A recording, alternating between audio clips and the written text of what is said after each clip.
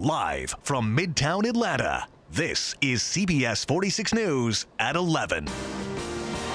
We begin with breaking news from the campaign trail tonight. David Perdue has just won the Republican nomination for U.S. Senate. It was just minutes ago that Jack Kingston conceded. We, of course, have been following this race all night. It has been so close all night, too. At times, the difference between these two candidates has been just a few hundred votes. Here's where the latest numbers stand at this point. So we'll take a look here, and you can tell David Perdue kind of closing out the night with more than a 7,000 vote lead over Jack Kingston. Tonight we have live team coverage for you as well from both candidates' headquarters.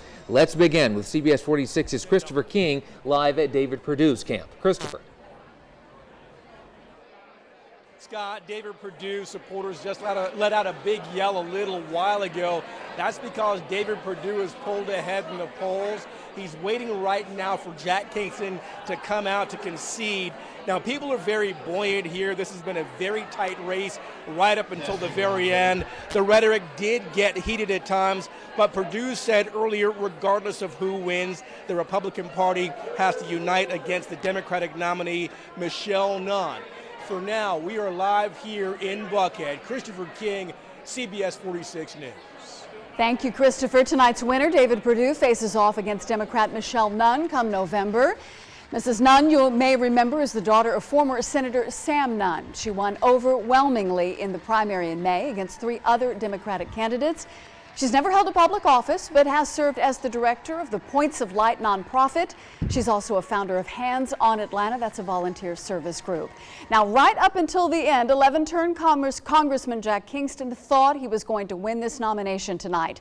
CBS 46's Mike Paluska has been at the Kingston watch party for us all evening. And Mike, I understand, is Mr. Kingston still speaking? Yes, he is, Stephanie. He's still speaking right now. He is talking to a lot of people who are extremely upset about what happened, but he told them that just because this door closed, another door will open. He's talking right now. If you want to listen in to see what he is saying, he is saying that he is trying to figure out exactly what he is going to do next, but he said that David Perdue fought a very good fight, and we're trying to get that audio mixed up there, but it's separate. He spoke to David Perdue earlier today, and let's hear what he told him over the phone just a short while ago. A few minutes ago, I called David Perdue, and I told him 2 things. I said, David, the numbers are not trending in our direction, and they're probably not going to change. In fact, they won't. And I congratulate you on a victory well fought. It's been a long year and a half, but congratulations.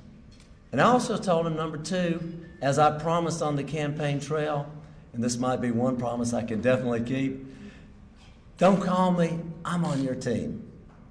Because the battle for America is so much bigger than David Perdue or Jack Kingston. It is about taking over the U.S. Senate and turning America around, because it has to be done.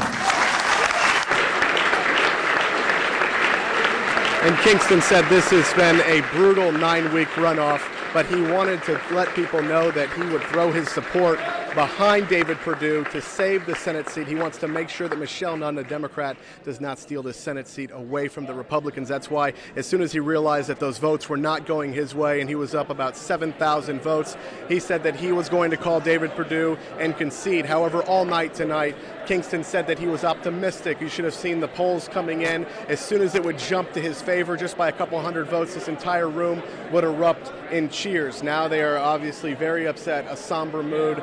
Jack Kingston conceding tonight after he served as a congressman, a U.S. congressman, for 11 terms. But he said, as you heard, moving forward, this is the right thing for America, and he's going to put all of his power and abilities that he has from being a congressman behind David Perdue. We are live here in Midtown Atlanta. Mike Paluska, CBS 46 News. No matter what, that was a classy concession speech. Mike, thanks for that.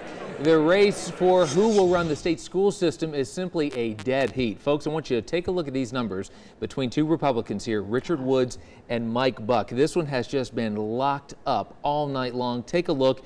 With a little less than 400,000 votes cast, you've got Richard Woods leading by about 500 votes right now. Let's go to the Democratic side for school superintendent. A little bit more space between these two, and you see the red check mark right there. That means Valerie Wilson moves on. She will be the Democratic nominee for the next state school superintendent. She wins with 54% of the vote tonight. Soon after the polls closed, it became clear who was the early leader in the heated race between two men with two very different backgrounds who wanted the same one job, DeKalb County Sheriff. Tracy's here in studio now with a look at that race. Tracy. Well, Scott, this is one race many in DeKalb County have been keeping a close eye on to see who will be their next sheriff. Incumbent Jeff Mann wanted to keep his seat as sheriff, but his challenger, Vernon Jones, tried to make a play for another public office after being CEO of DeKalb County. So here's how it all played out in today's runoff election. And incumbent Jeff Mann took 3/4 of the vote with more than 22,000 ballots cast for him. And you see there, Vernon Jones had 22%. We can tell you that means Jeff Mann will keep his position as sheriff. We were with Mann on Monday as he campaigned for the runoff election. Mann was appointed earlier this year after Sheriff Thomas Brown stepped down to pursue Congress. During the last days of the campaign, Mann touted his experience, saying he has been doing this job for the last 14 years, some of those years as chief deputy. Mann said he knows what it takes to run the jail and that he knows also what it takes to be in the sheriff's office and what it means to be a leader in that position. Sheriff Mann has said that he would maintain stability in a sheriff's office with a history of corruption, and clearly tonight the voters overwhelmingly agreed with him. Tracy, thanks very much. We heard from Jack Kingston just a minute ago. Right now, let's bring you live coverage of David Perdue. We think this is his victory speech. Out here. Let's listen in. Seriously, when growing up, with two school teachers and watching my cousin and on his farm and working and working through Georgia Tech, I never thought that this was in our future, even a few years ago. Somehow, I think God gave us a message, and we're going to take that message into this fall, and we're going to win this fall.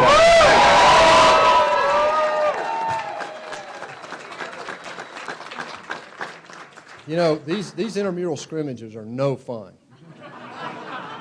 You beat up on your teammates and you got to go to the locker room and talk to them again.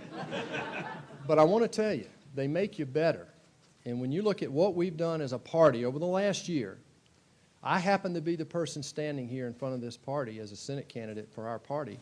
But I have to tell you, there are a lot of men and women in Jack Kingston's staff, on his volunteers, all the people that gave time and energy and money over the last year behind Congressman Kingston, and I want to thank them for that. God bless them for that.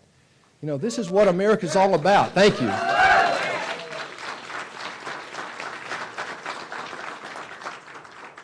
But now we've got to unite. We've got a mission in front of us. Our opponent should not be taken lightly. I respect Michelle Nunn. I respect her work. I respect her family. But with my business career, I will prosecute the failed record of the last 6 years of Barack Obama.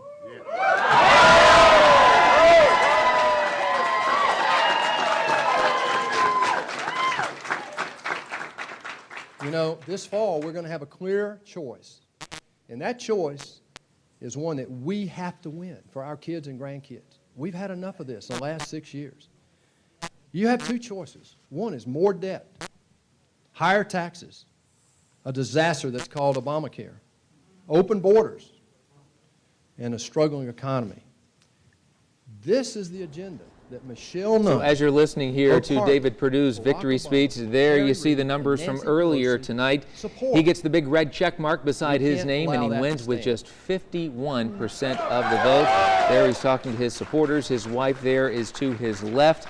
And he is calling on the party to unite behind him. He also thanked, again, a very classy victory speech. He also thanked Jack Kingston and all of Kingston's supporters and all of his campaign staff.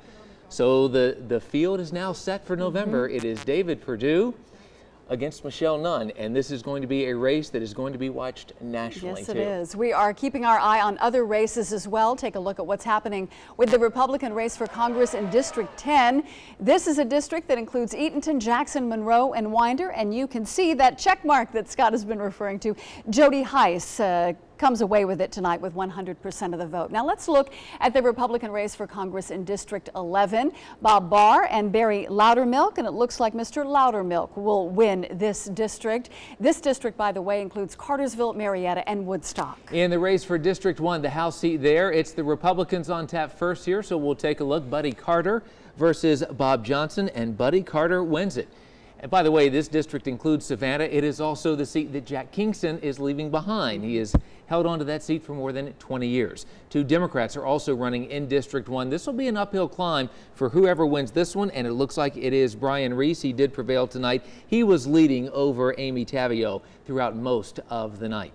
We have the results online for you as well at CBS46.com. It's all under the Campaign 2014 banner there for you at the top of the page. There is controversy tonight in the battle over the LA Clippers, but this evening it centers around the coach. He says he's ready to make a game time decision. And there's a new study out that's raising questions about a common procedure done during a hysterectomy and the chance it could spread cancer. Plus, 21-year-old Mary Turner, 8 months pregnant, was burned, mutilated, and shot to death. It's tough to listen to and certainly a dark page in Georgia's history. Tonight, though, we talk exclusively to the descendants of a mother who was lynched along with her unborn child. Now there's a new database to help piece together the past. The heat and humidity will continue as we head toward tomorrow. Stick around. The details are coming up.